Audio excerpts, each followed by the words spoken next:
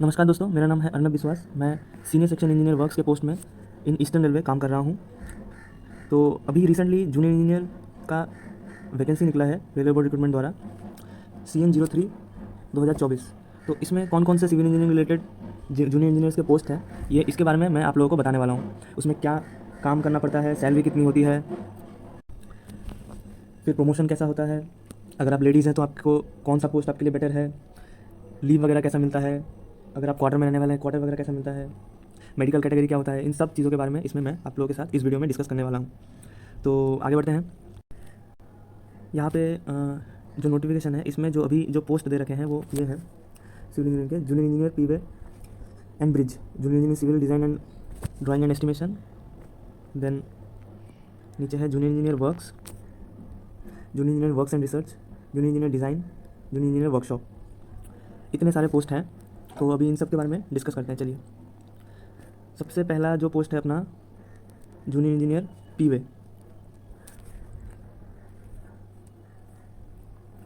इसमें जो medical category चाहिए वो है A3, यानी आपको कलर ब्लाइंडनेस नहीं होना चाहिए और आपका जो आई जो है सबसे बढ़िया इसी में लगने वाला है।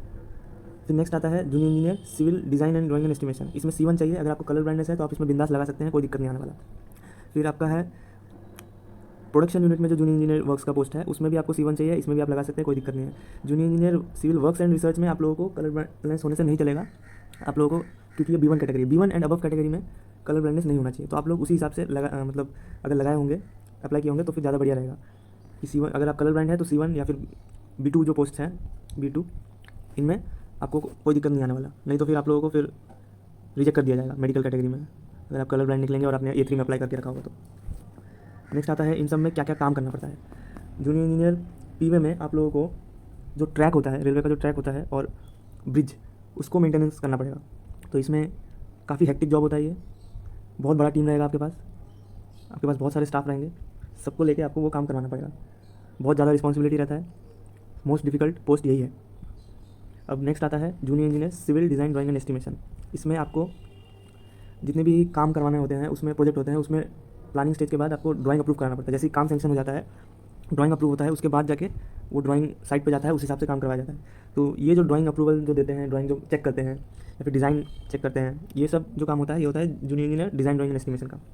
इन लोगों को फील्ड पे ज़्यादा जाना नहीं पड़ता है, मोस्टली इनका ऑफिस वर्क ही होता है। ऑटोकैड हो गया, स्टैट प्रो हो गया, मिराज हो गया, ये सब जो सॉफ्टवेयर हैं इनमें इनको काम करना पड़ता है।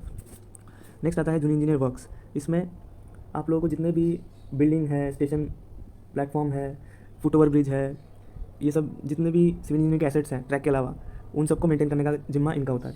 इन लोगों को मतलब फील्ड वर्क ही होता है मोस्टली इन लोगों का। फिर junior engineer works and research, ये भी सिमिलर काइंड ऑफ ये है, बस ये लोग रिसर्च में भी थोड़ा बहुत इन्वॉल्व रहते हैं। देन जूनियर इंजीनियर वर्कशॉप में ये जो वर्कशॉप होता है, कोई भी कारखाना है उसको भी तो मेंटेन करना पड़ता है, तो उसमें जो सिविल इंजीनियर का रिक्वायरमेंट होता है वो काम ये जूनियर इंजीनियर सिविल वर्कशॉप्स देखते हैं। अब बात करते हैं सैलरी का, किस में ज़्यादा रहता है किस में कम रहता है, ये सब चीज़ भी आपको बताते हैं। उससे पहले एक चीज़ और बता देता हूँ आपको, सबसे ज़्यादा जो हेक्टिक होता है वो जेई पीवे का है, then JE works, then JE design drawing and estimation. तो अगर आप लेडीज़ हैं तो आपके लिए प्रेफरेबल रहेगा कि आप लोग JE design drawing and estimation में दें, क्योंकि जेई पीवे में आप लोगों को धूप में, सर्दी में, बरसात में आप लोगों को काम करवाना पड़ेगा। बहुत ही इंपॉर्टेंट और रिस्पॉन्सिबिलिटी वाला पोस्ट होता है, इतना आसान नहीं होता है, तो आप लोगों का जो फैमिली लाइफ है वो हैम्पर हो सकता है। नेक्स्ट है जेई वर्क्स का, उसमें भी रहता है बट इतना भी ज़्यादा हेक्टिक नहीं रहता जितना जेई पीवे में रहता है। आप लोगों को सीखने को काफ़ी कुछ मिलेगा इसमें। अगर आप लोगों को प्रैक्टिकल नॉलेज बढ़िया चाहिए जो आप लोगों के इंटरव्यू में भी काम आए तो ये बहुत बढ़िया है। बाकी जेई डिज़ाइन ड्राइंग एस्टिमेशन भी है, इसमें आप लोगों का थ्योरेटिकल नॉलेज बहुत बढ़िया हो रहेगा, क्योंकि आपको अगर मान लीजिए डिज़ाइन करना पड़ रहा है तो आप लोग पूरा मतलब बुक से देख के ही करेंगे, आप पूरा का पूरा मतलब IS कोड वगैरह को फॉलो करते हुए, तो इसमें जो नॉलेज है इसमें भी बहुत रखना पड़ता है।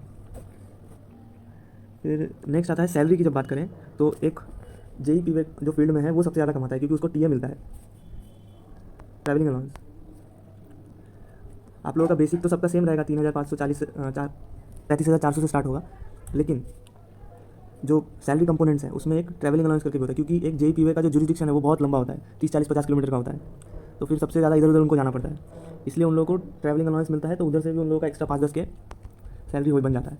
सिमिलरली वर्क्स वालों का भी ऑलमोस्ट सेम है, उनका जुरिडिक्शन थोड़ा सा कंपेरेटिवली कम होता है पीवे के तुलना में, लेकिन उन लोगों का भी टीए अच्छा खासा बन जाता है। पर जेई डिज़ाइन ड्राइंग एस्टिमेशन में आप लोगों को ये सुविधा नहीं, मतलब बहुत कम मिलेगा, मतलब सैलरी पीवे के तुलना में कम रहेगा, लेकिन एक चीज़ बेनिफिट है कि आप लोगों का ऑफिस वर्क रहेगा तो आपको वीकेंड्स पे छुट्टी मिल जाएगा JE design drawing and estimation में, तो आपको वीकेंड ऑफ मिल जाएगा, ये आप लोगों के लिए बेनिफिट है। लेकिन जेई पीओ में आप लोगों को टीए मिलेगा। अब रिस्पॉन्सिबिलिटी क्योंकि जेई पीओ में ज़्यादा रहता है तो आप लोगों को लीव वगैरह जो है उसमें थोड़ा मतलब कम मिलता है, मतलब आप बहुत रिस्पॉन्सिबिलिटी वाला पोस्ट है, इसलिए जनरली ऑफिसर्स जो हैं हायर अथॉरिटीज़ हैं वो आसानी से देना नहीं चाहते हैं, और फील्ड में शॉर्टेज भी रहता है स्टाफ का। तो अगर एक इंपॉर्टेंट पोस्ट पे जेई पीओ है या फिर एक सीनियर सेक्शन इंजीनियर पीओ है, उसको अगर छुट्टी पे जाना पड़े तो फिर उनका काम कौन देखेगा, इसलिए जनरली लीव वगैरह के मामले में design drawing and estimation better है। देन प्रमोशन की बात करें तो आप लोग लेवल 6 में घुसेंगे, उसके बाद आप लोग जब सीनियर सेक्शन इंजीनियर हो जाएंगे तो आप लोग लेवल 7 में जाएंगे। फिर इसके बाद अगर आपको प्रमोशन चाहिए, दो तरीके हैं, या तो फिर सीनियर सेक्शन इंजीनियर में ही 3 पोस्ट होते हैं, मतलब लेवल 7, लेवल 8 एंड लेवल 9। यहाँ तक आप सीनियरिटी के बेसिस पे आएंगे, और लेवल 9 जैसे लेवल 8 हो जाएंगे तो जितने भी लेवल 8 में जितने भी सीनियर सेक्शन इंजीनियर हैं वो, अच्छा रुक जाइए, आप लोगों को वैसे नहीं, आप लोगों को पूरा क्या बताता हूँ। मान लीजिए 100 जेई एंड एसएससीज हैं, तो इसमें 33% जो है जेई होने चाहिए, बाकी के 66% एसएससी होने चाहिए। अब एसएससीज में भी 3 लेवल होता है, लेवल 7, लेवल 8 एंड लेवल 9। 50% जो लोअर बॉटम सीनियरिटी वाले एसएससीज होंगे वो लेवल 7 में होंगे, बाकी के 50% लेवल 8 एंड 9 में होंगे। इधर 25% रहेंगे, और सबसे मोस्ट सीनियर जो 25% है वो लेवल 9 में रहेंगे। ऐसा आप लोगों का प्रमोशनल स्ट्रक्चर है। तो अगर आप लोग कुछ भी, मान लीजिए आप लोग इंटरनल एग्जाम नहीं निकालते हैं, तो भी आप लोग लेवल 6 से आप लोग लेवल 9 तक तो चले ही जाएंगे। बाकी आप लोग अगर इसके अलावा देखें तो सीनियर सेक्शन इंजीनियर के बाद एक एलडीसी एग्ज़ाम देके आप लोग असिस्टेंट इंजीनियर भी हो सकते हैं।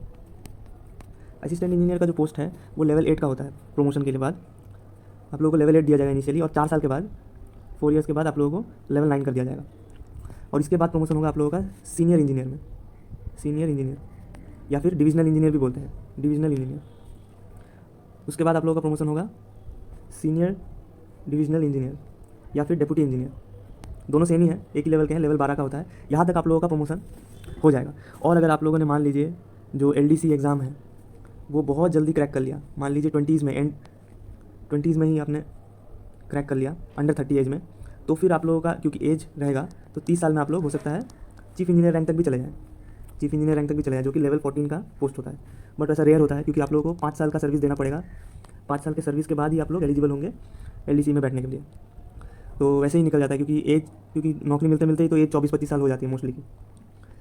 और अगर आप फर्स्ट अटेम्प्ट में निकाल देते हैं तो एक चांस है कि आप चीफ इंजीनियर रैंक तक निकल जा पाएंगे, नहीं तो आप डेप्यूटी चीफ इंजीनियर पोस्ट तक जा पाएंगे, जो कि एक बहुत ही रेपुटेबल पोस्ट होता है।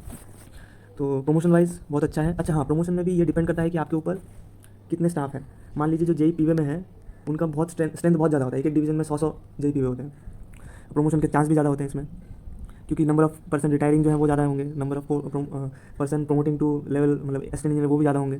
तो आप लोगों का चांस जो है प्रमोशन में लेवल 7, लेवल 8 इन सब में जाने का चांस इसमें ज़्यादा रहेगा। फिर नेक्स्ट आता है लीव वगैरह का। लीव आप लोगों को देखिए पीवे बहुत ज़्यादा हेक्टिक रहता है, तो इसमें थोड़ा कम मतलब देना चाहते हैं। अब आपको कुछ बहुत ज़रूरी काम है तो ही आपको छुट्टी दिया जाता है, जनरली ऐसा होता है। वर्क्स में भी थोड़ा मतलब उसके तुलना में ज़्यादा छुट्टी मिल जाएगा, बट इसमें भी सिमिलर काइंड ऑफ हुआ है। डिज़ाइन ड्राइंग में कंपेरेटिवली पीसफुल रहता है काम, मज़ा आएगा अगर आपको ऑफिस जॉब पसंद है तो। देन क्वार्टर की बात करें तो अगर आप लोग क्वार्टर अप करते हैं तो फिर एस जेई आप लोगों को टाइप 3 क्वार्टर मिलता है, 2 BHK रहेगा, बढ़िया क्वार्टर रहता है कहीं पे, वो आप देख लीजिएगा। और अगर एसएससी होते हैं तो फिर आप लोगों को टाइप 4 क्वार्टर मिलता है, जो कि 3 BHK होता है। सो इसके अलावा भी अगर आप लोगों को कुछ जानना हो कौन से पोस्ट में क्या काम रहता है या फिर कोई भी क्वेरी हो तो आप लोग कमेंट सेक्शन में बता सकते हैं। धन्यवाद।